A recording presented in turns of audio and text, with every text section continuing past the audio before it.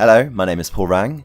I'm a VFX content creator, and today I'm going to show you a breakdown of how I created these smart materials or smart masks in Mari.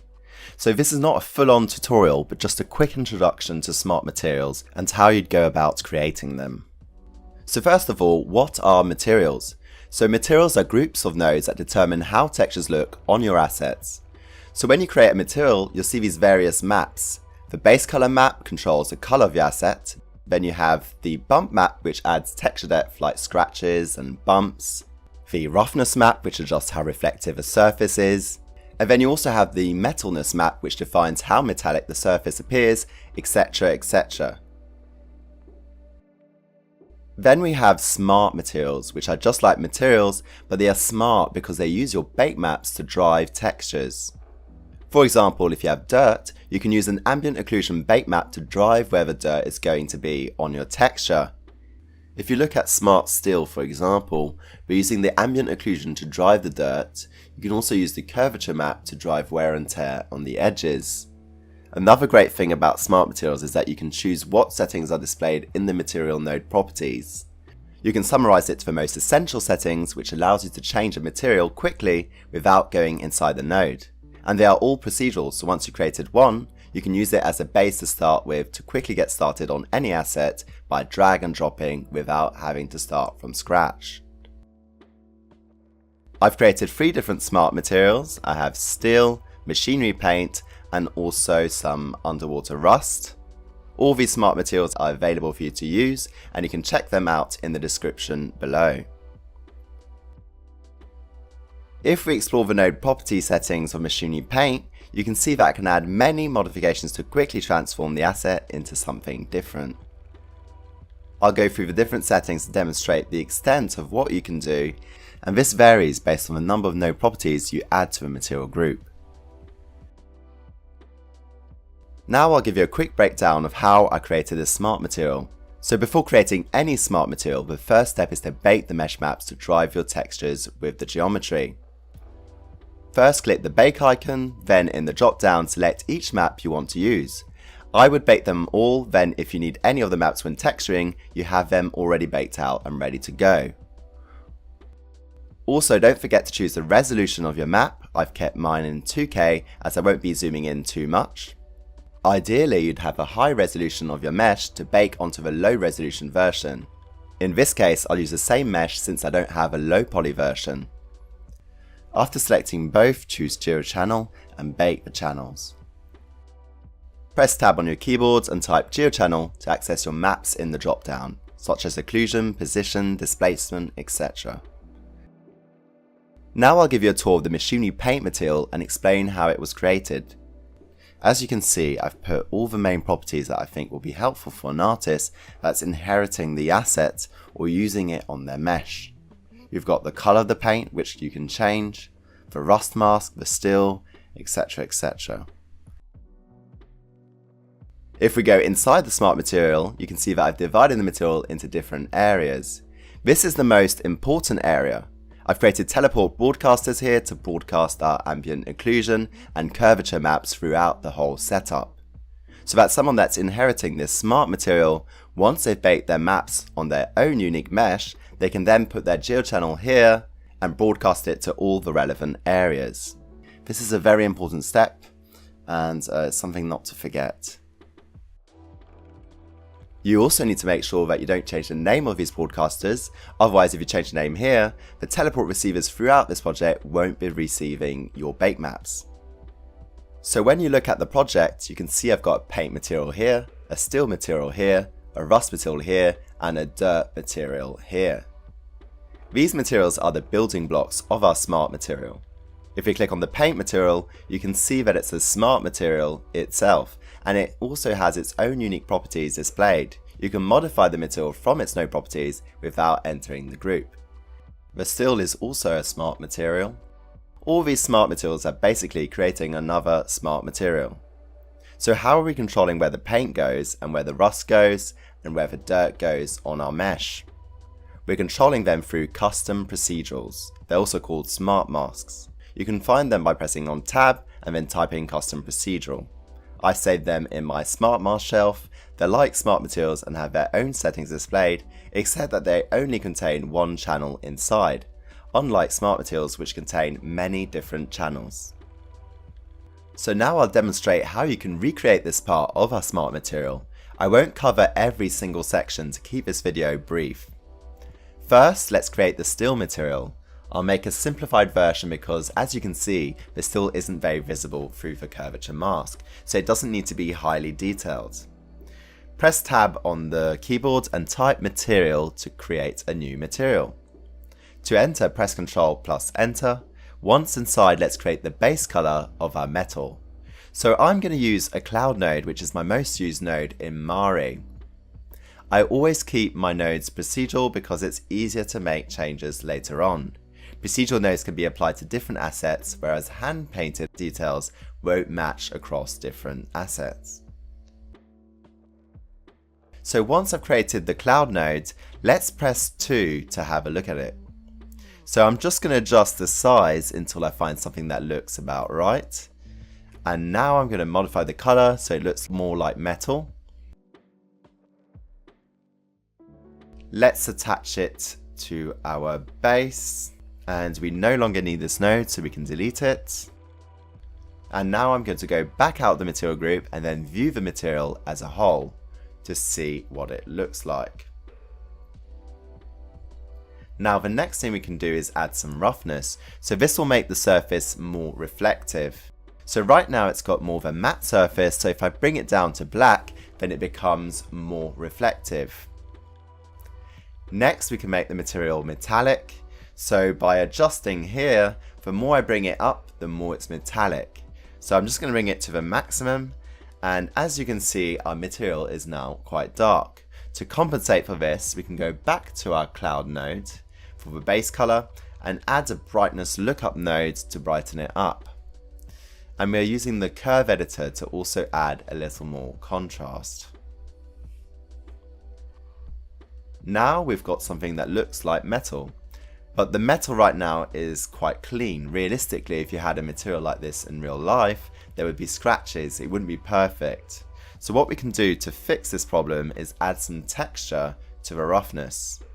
To do this, let's create a cloud node. The black and white in the pattern is going to determine what is shiny and what isn't. So let's merge this on top and change the merge operation to screen so we are applying the white marks on top. Now let's look at our material as a whole to see what it looks like. And you can see the roughness is giving us some nice textures. So I'll just adjust the cloud node, making it slightly bigger. In the merge node we can control the opacity as well to make the effect more or less pronounced. So I'm going to keep it quite light. And that's the still complete. So now we can move on to the paint material. So let's create another material and name it paint material. I'm going to add O2 in mind just because I've already created a paint material. Then like before, let's view it as a whole. Let's enter the group and start creating the base color of our texture. So I'm going for a yellow color, and I'm also going to add some dirt or grunge on top to make it more realistic. So I'm going to add a dark brown color node as well. I'm going to add a merge node also and change the operation to multiply, as we are applying a dark color on top of a lighter color. And we're going to feed this through a mask to control where the grunge goes. So I'm going to use a cloud node and increase it to get a larger value because I don't want the detail to be too tiled or too small. And I'm also going to increase the roughness a little. And I can always reduce the effect with the opacity afterwards if it's too strong.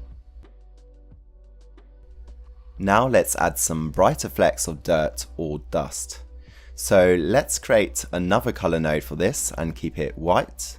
And I'm also going to add a merge node, and for the mask I'm going to use a tiled node. So here we can add some more complex dirt from an actual reference. So I'm just going to find some nice grunge in our shelf. So here's our shelf tab, and I'm going to choose this one here and attach it to the mask and put the white color in over. Now if you look at our merge node, you can see it's adding these sort of white flakes on top, which will enhance the realism of our material. I'm also going to reduce the merge as well to make the flecks of dirt a little less pronounced. Now let's look at the roughness for the paint to make the surface more reflective, because I would expect paint on a machine to have some sort of waterproof coating, which means it would be shinier, a shinier sort of paint. So I'm going to add a cloud node to break up the roughness as well, just so it doesn't look perfect. Because right now it looks too clean, it needs more variation. So let's merge it on top. I might just reduce the amounts a little to make it a bit more discreet. We could also feed the cloud node into the bump map to add some more volume and depth. So if we look at the overall look, the paint is still a bit shiny. I might just reduce it a bit more to give it less of a wet look. And that is our smart paint complete. Now the last step is the mask. So this will enable you to drive where the paint and where the still goes on the texture of our asset. So for this we're going to create a custom procedural, or also called smart mask, and then we're going to get our curvature bake map to create the wear and tear on the edges to reveal the still under the paint. So if you've created a teleport broadcaster for your curvature map, like in this example where we've broadcasted our ambient occlusion and curvature maps on a broadcast channel, you can use that. If not, you can create a new geochannel in the material and select the curvature map in there. But I recommend the teleport broadcast and receiver method to avoid copying and pasting multiple geochannels throughout your project, which can make your project heavier and slower. So once a teleport receiver is created, I'm just going to find the map we're broadcasting. So in this case, it's the curvature map. And now if you look at our map, you can see it's not really usable for us in its current state because it has faint grey values. In this case, we want clear black and white values to distinguish where the steel and paint would go. To achieve this, I'm going to add a brightness lookup to increase the contrast, turning the grey values into black and encouraging the white values. This will highlight the edges where all the wear and scratches go. Now we're going to make the mask edges look like wear and tear by adding scratches on top. So to do this, let's create a tiled node. I'm also going to connect the main pipe to the output. Now let's create a merge node and put the tiled node in. I'm going to change the operation to screen and add an invert node. Essentially, we're setting it up so the paint will go everywhere where it's white. So if I click on the shelf, I can now find a suitable map for the scratches. So I'm going to choose this one as it looks a lot like edgeware. And if we check our merge, we can see the effect in action. So it's creating a realistic wear and tear effect. And finally, let's create a multi-channel merge to connect all these up.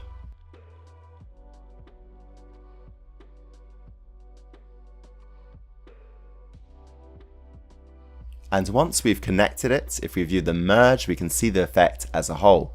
So we're getting this nice metal edgeware coming through the paint.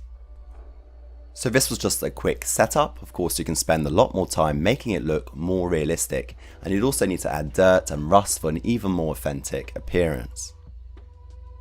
So if we want, we can have a look at what it would look like with the rust and the dirt by adding some that I've already made. This is what the final result looks like, and this is what you could potentially achieve. Now I'm going to show you a cool feature with materials allowing you to display key properties on the node. So if we take the paint material for example, and say you want to be able to change the color without going inside the smart material group, to do this you first have to enter the material group. For example, to change the color, click on the node controlling the color, rename it properly like paint color to make it easier to understand what it does. And then click on the wrench icon to make the setting appear when you double click the material. For custom procedurals, you can also make the settings appear in the main Smart Material group, like Smart Machinery Paint. You can see it has appeared here. You can also change the order of these settings in your Smart Material. If you press P here, you can place a setting lower down or higher up by pressing the up and down buttons. Also, if you click on one of these functions, the amount for example, you can change the name to something more descriptive. Once you're happy with your Smart Material, you can save it into your shelf. First, create a new shelf and name it. I've named it Smart Materials, then double click on Smart Machinery Paint and go to the Export tab to export it. Click on this icon here and you can save it under the name that you want to call it. I've called it Smart Machinery Paint and then save. It will also ask you if you want to overwrite if you already made it. So in this case, I've made one in the past. Then it will ask you for a thumbnail path. So here I've just taken a screenshot of my material in the viewport using the snipping tool. And then I've just dragged and dropped and saved it in the shelf I've created. So I created a shelf in my Mari folder, Smart Material shelf, and then I've saved the image here. Once finished, the last step is to add tags. By adding tags, you can easily find the material you want.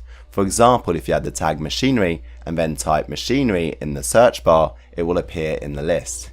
This helps you quickly locate materials, scripts, and other items without having to browse through everything. Once the tags are added, you just export it and then it will save it in the folder which you directed it to. So if we go to a folder, I'm just going to copy the path. You can see I saved it in here. To add it to your shelf, simply drag and drop it. It will automatically find the thumbnail as well. And that's how you create a Smart Material. I hope this has helped you realize the potential of Smart Materials and how you can use them in your projects.